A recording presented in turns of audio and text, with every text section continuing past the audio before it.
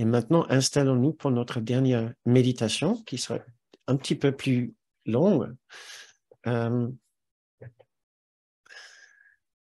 Donc, fermons les yeux.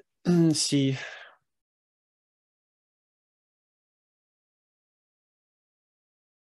cela vous aide à retrouver cet endroit de calme intérieur. Cet endroit silencieux en nous, une sorte de...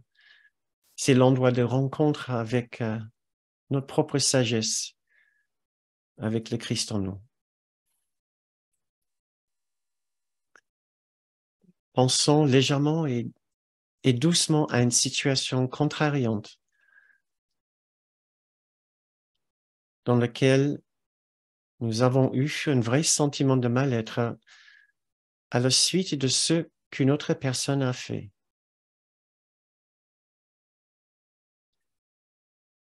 Si vous n'arrivez pas à penser à une contrariété personnelle, vous pouvez penser à une situation dans le monde et qui vous contrarie.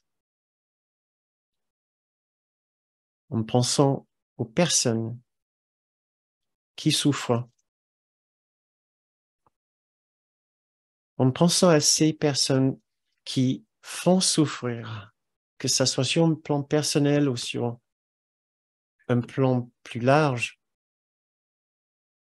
ressentons la gêne que nous pouvons constater en pensant aux agresseurs, aux personnes qui ont été injustes.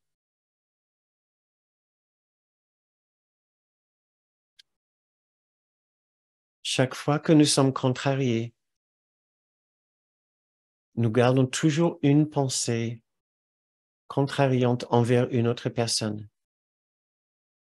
Nous pouvons appeler celle-ci une pensée qui ne pardonne pas, une pensée non aimante.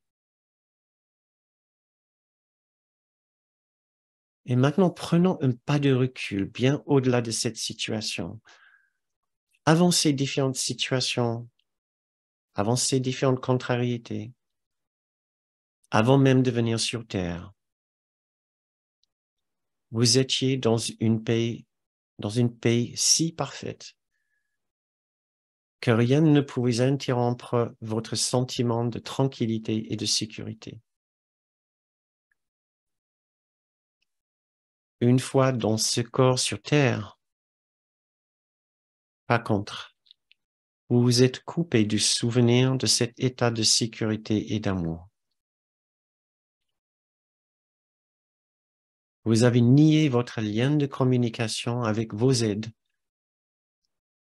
ces présences précieuses comme celle de Jésus et du Saint-Esprit, qui auraient pu vous accompagner pendant votre temps sur Terre.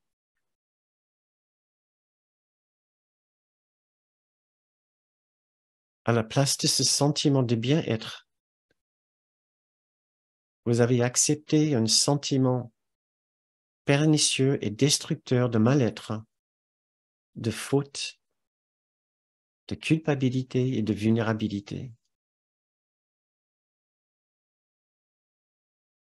Où que vous regardiez, il y semblait avoir des sources potentielles de danger.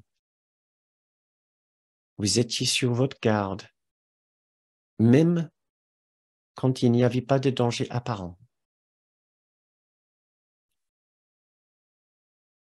Et c'est dans ce contexte que vous avez vécu cette situation et que vous avez constaté un fort état de contrariété. Où est alors la vraie cause de cette contrariété? Posez-vous cette question. Est-ce que vous n'étiez pas déjà en difficulté avant cette situation de par votre propre attaque sur vous-même?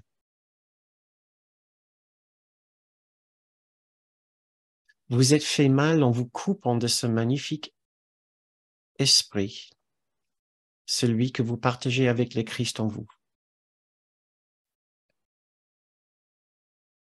Au moment que les faits se sont produits, vous vous sentiez déjà vulnérable de votre propre attaque, puis cette personne, pour ses propres raisons, à cause de ses propres difficultés, a agi d'une façon inconsciente.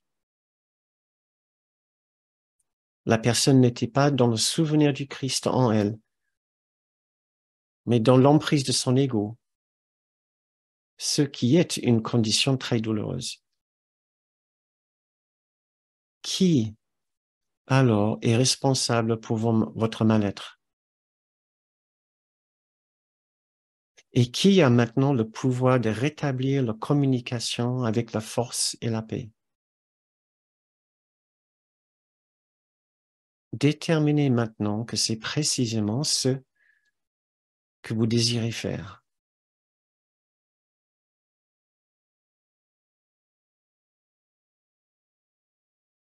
Je veux rétablir ma communication avec Jésus et le Saint-Esprit et accepter à nouveau tout leur amour et la paix et la sécurité de ma demeure inchangeable. Je voudrais maintenant ouvrir la porte dans mon esprit et rétablir la vérité de ma parfaite sécurité, de ma parfaite plénitude au sein de l'amour de Dieu. Je suis seul à pouvoir accepter le mal-être et je suis seul à avoir le pouvoir maintenant de retourner dans la présence de l'amour de Dieu. Leçon 281. Je ne peux être blessé que par mes pensées. Père, ton Fils est parfait. Quand je pense que je suis blessé de quelque façon que ce soit, c'est parce que j'ai oublié qui je suis et que je suis tel que tu m'as créé. Tes pensées ne peuvent m'apporter que le bonheur.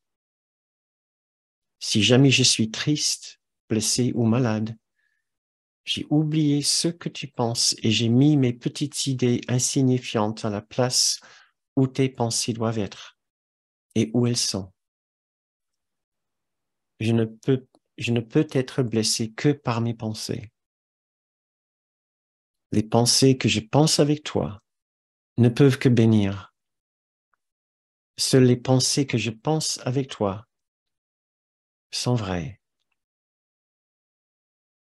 Je ne me blesserai pas aujourd'hui, car je suis bien au-delà de toute douleur.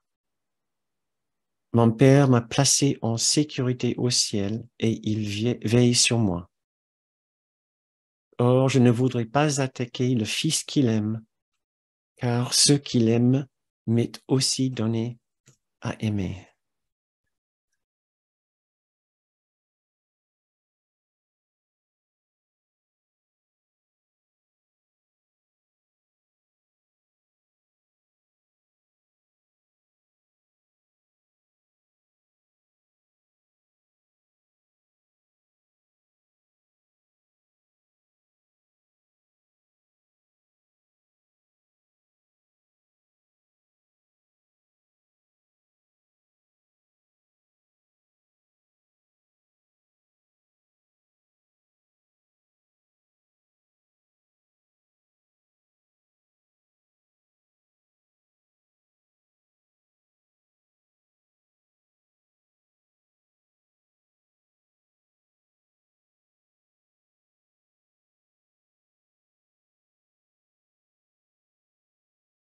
Commençons à reprendre conscience de l'extérieur. Si vous le souhaitez, vous pouvez ouvrir les yeux et si vous souhaitez rester dans cet état de repos et de méditation, vous pouvez le faire.